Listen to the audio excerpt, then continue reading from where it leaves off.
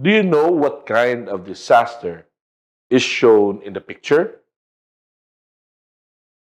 Correct. It is a landslide. Any one of you who have seen it personally or even experienced a landslide? I did already, way back 7 years ago when I was still a high school teacher in the hinterland. Today, we will discuss about the impending signs of landslides and sinkholes. But before we proceed, let us go through our objectives.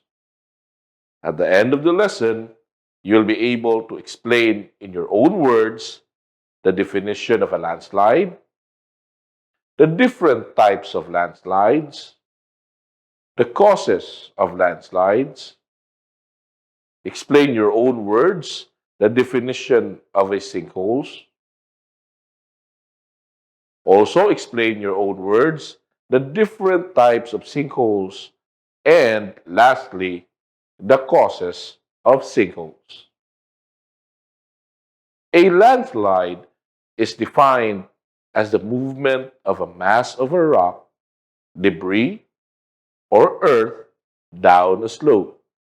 Landslides are a type of mass wasting, which denotes any downslope movement of soil and rock under the direct influence of gravity. The term landslide encompasses five modes of slope movement: falls, topples, slides, spreads, and flows. These are further subdivided by the type of geologic materials. Almost every landslide has multiple causes. Slope movement occurs when forces acting downslope exceed the strength of earth materials that compose the slope. Causes include factors that increase the effects of downslope forces and factors that contribute to low or reduced strength.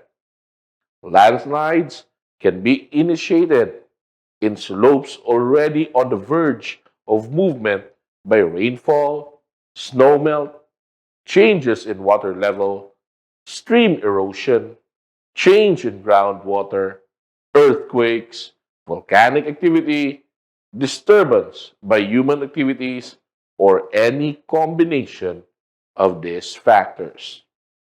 Earthquake shaking and other factors can also induce landslides underwater. These landslides are called submarine landslides. Submarine landslides sometimes cause tsunamis that damage coastal areas.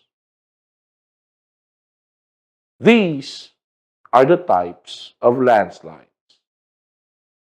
Faults are abrupt movements of masses of geologic materials that become detached from steep slopes or cliffs. Movement occurs by free fall, bouncing, and rolling. Depending on the type of earth materials involved, the result is a rock fall, soil fall, debris fall, earth fall, boulder fall, and so on.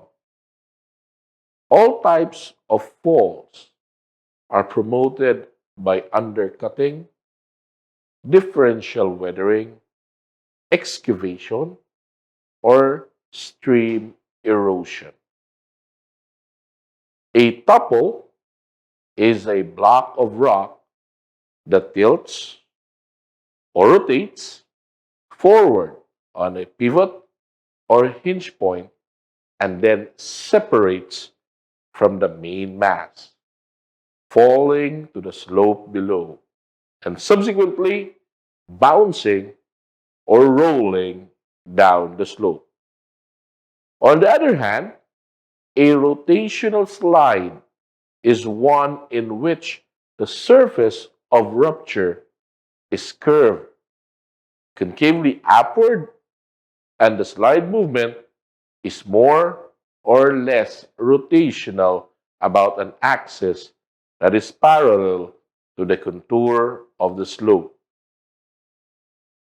Next, in a translational slide, the mass moves out or down and outward along a relatively planar surface and has little rotational movement or backward tilting. And then a sinkhole is a depression in the ground that has no natural external surface drainage. Basically, this means that when it rains, all of the water stays inside the sinkhole and typically drains into the subsurface. Sinkholes are most common in what geologists call karst terrain.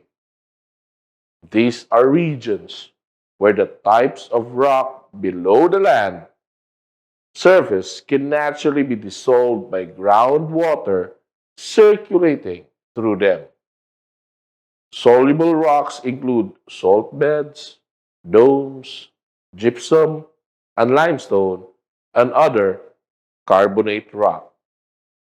Florida, for instance, is an area largely underlain by limestone and is highly susceptible to sinkholes.